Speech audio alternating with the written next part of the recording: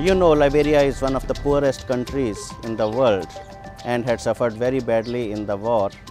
There is a population of almost 3.5 to 4 million people, and the unemployment rate is anything from 70 to 80%. They want to develop very quickly, and that's where we come in. We create infrastructure, we create jobs, we pay taxes, and the government has money for development. Our starting of production is a signal that Liberia is back on tracks. All Liberians are anxious, we can't wait to see it. Certainly that is a stimulant to our economic development process. All right, we need to get another one. As a result of that, the holes will be late, first blast to start the process of mining. And this is quite a big stimulant for our economic processes. What is evolving naturally as a natural phenomenon is this whole idea of corporate social responsibility. The basic environment must be improved. We want to make sure we enhance the happiness of the people. How can you do it without having responsible corporate entities, corporate bodies that will share the vision of the people?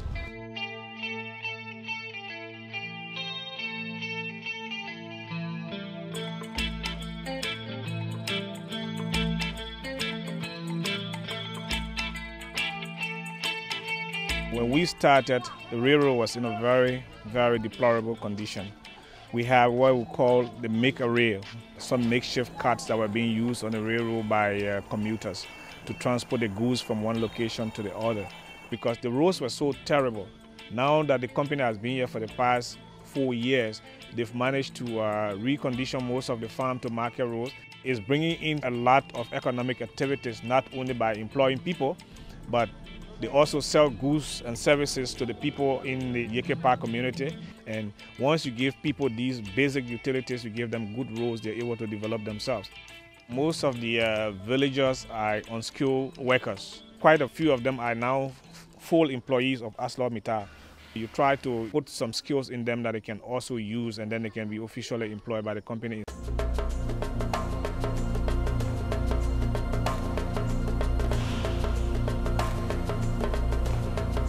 In 10 years' time, some of us will not be here, and you see the place being run by locals. And that is what I'm actually bent to do. We're just about a few kilometers from the Guinea border. Extend it, and it can be a transcontinental railway line. We are the first company to pay people compensation when they are relocated from areas that are in close proximity to our operations. We are the first company to do a full-fledged ESIA. ESIA, the Environmental Social Impact Assessment. The Nimba region in which we are located, which is situated in a place called Yekepa, is a unique landscape, given that it has significant body of species. We've brought in some of the most premier scientists in the world to study these places, study the animals, and to give us a mitigation plan that we've submitted to the government, which has been approved, and now we've gotten a license to operate in that area. We spend a lot of time looking at the river, trying to find out the present conditions of the river, trying to find out that way we can be able to predict the impact that we may have on the river when the mining starts. It's quite essential because of the level of biodiversity within the forest. When they did the last studies, we found out there were 746 different species of butterflies. I mean, that's immense.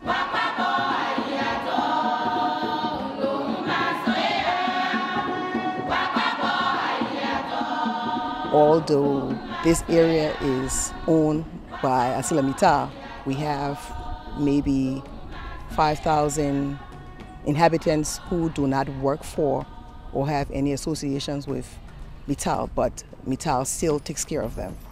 Almost 50% of the cases we see in the hospitals results from malaria or malaria complications.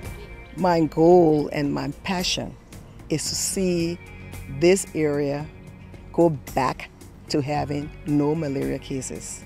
I believe that it can happen, and so that's what I'm working on.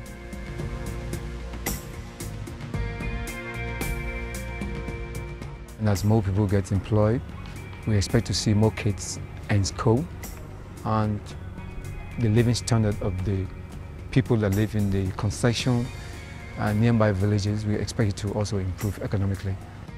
ArcelorMittal is giving full support to the school system, and that helps us to move forward.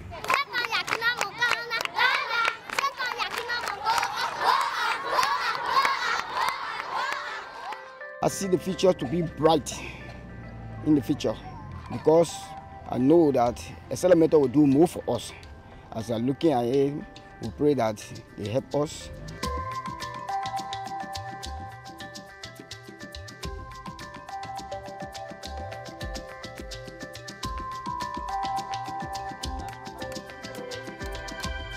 We're seeing people are happy with what's going on.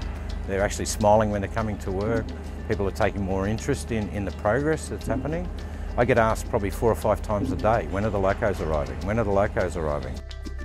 This railway line has been deserted for 20 years. Nothing's been working on this railroad.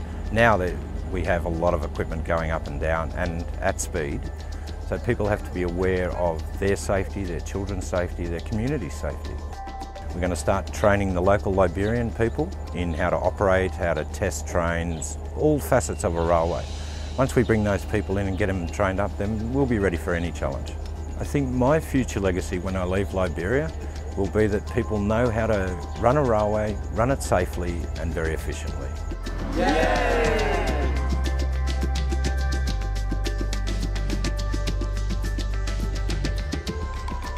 When you are in difficult situations sometimes, and when you put all the right people together and collaboration of everybody, you can do miracles. We raise their level of conscience on safety and on working methods and on productivity to another step. So of course the next phase of this project will not experience all these difficulties, and will take the labor force from there and bringing them to another level, which I believe is good for the country.